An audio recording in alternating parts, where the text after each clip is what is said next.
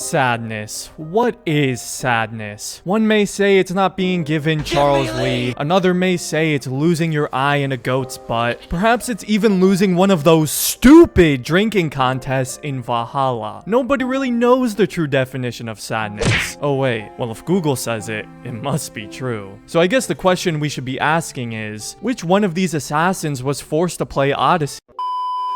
Well, regardless, today we are here to discuss who was the saddest assassin in the AC series. Now, by saddest assassin, I mean who had the most tragic things happen to them during the games and the saddest overall story, not so much who's always acting the saddest. Because let's be real, the assassins in the series go through so much, so get ready to be bummed out and depressed with this special edition of Who's the Saddest Assassin? As always, I'm strictly talking about the protagonists of the series and those who were assassins, so none of these guys are part of the discussion. Although many people have been asking that I do one of these videos for all the protagonists rather than just the assassins, which I'm seriously considering, so let me know if you want to see that down in the comments.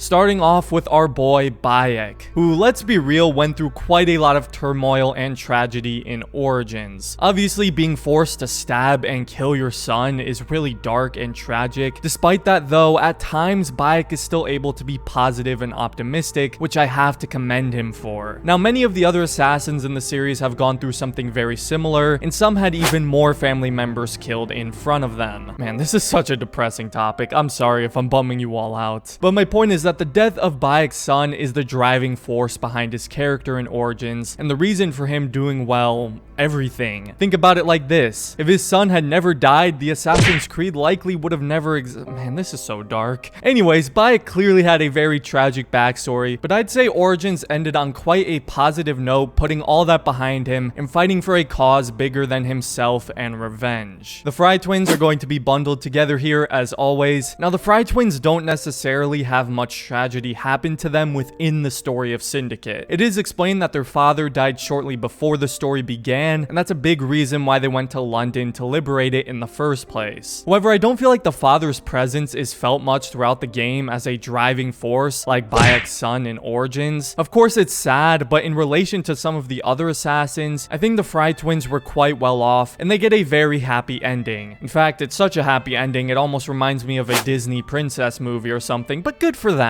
Arno's story is definitely a lot more tragic, and he, in my opinion, had one of the most tragic stories of the series. First, he watched his father die when he was like 10 years old. That's not haunting or scarring at all. Not to mention, he carried a guilt believing it was his fault for a good portion of his life. We have Shay to thank for that, you dirty little... who am I kidding? I still love you, Shay. I make my own luck. Yeah, you do. But you know, at least Arno got taken in and raised by De La Serre. Oh wait, he watched him die too. Well, at least he had the love of his life, Elise, who was always there with him. Oh wait, Arno went through a lot, and you can really see the effect this has had on him in the Dead Kings DLC, where he seemingly doesn't care about anything anymore. He seems broken, emotionless, and then of course we get to see him relight the passion and sense of justice he had during Unity's story. Arno is definitely a front runner to me. Next up is Edward Kenway, and the difference I feel with Edward is that he easily could have had it all, but because of his own choices and need to prove himself and find treasure, he almost ended up losing it all. Edward loses quite a few friends among his many adventures in Black Flag, and he's even forced to kill some of them as well. James Kidd's death probably hits him the hardest and is what finally pushes him into fighting for the assassins and realizing that the pirate life isn't for him. Except, of course, because everything is just tragic in these games, he finds his wife Caroline had died years previously without his knowledge, and that they had a daughter he never knew about. The ending is still quite hopeful and inspiring though, as Edward has a new purpose in his daughter where he would eventually create a new family and bring about one of the best characters in the series. However, he does die at quite a young age after he's betrayed, and his son Haytham is left with no one but the man responsible. Haytham's story is actually a lot more tragic when you think about it. But for Edward, I don't believe he's the saddest, even though he did go through numerous hardships, but he was able to overcome them by the end of Black Flag. That brings us to Connor Give Me Lee Kenway. Connor is clearly a frontrunner. His story is so tragic. First of all, he's born without a father figure. Thanks a lot, Haytham. The only difference, Connor,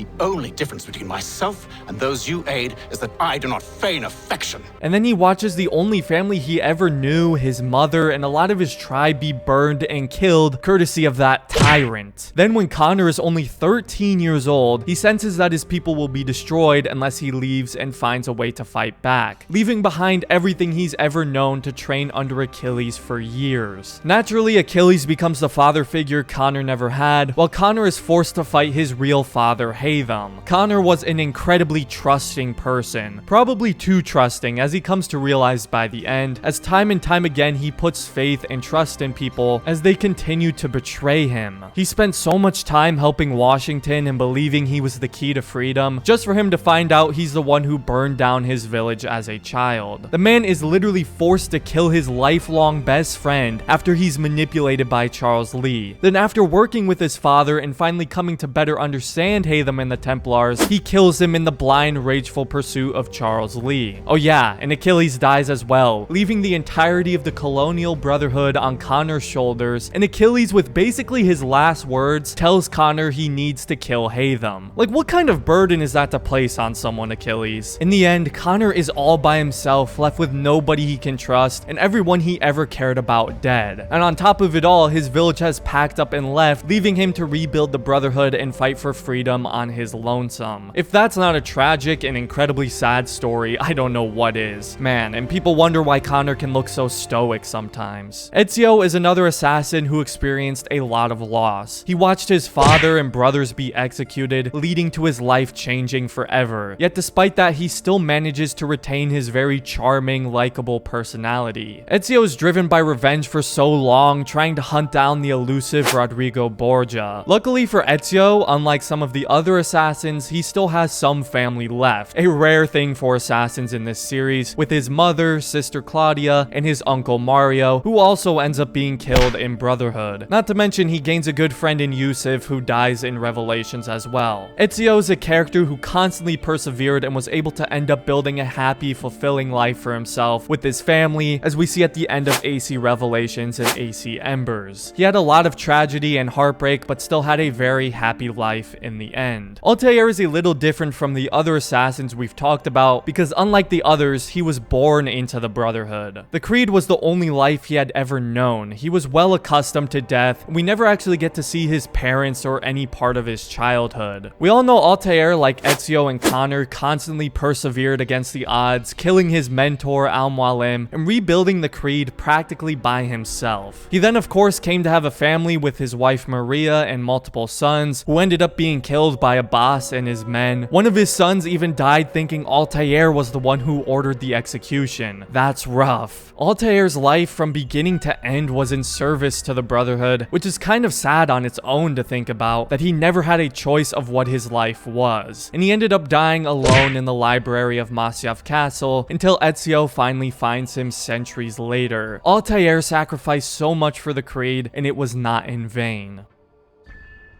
So who's the saddest assassin? For me personally, it's going to come down to Connor, Arno, and Bayek. I could definitely see an argument for Altair as well though. But in my opinion, the saddest assassin who had the most tragic and hard life, constantly fighting an uphill battle, has to be Connor Kenway. Now usually it's a victory for the winning assassin, but in this case, I don't know if Connor would be too thrilled to win this award. I am the victor.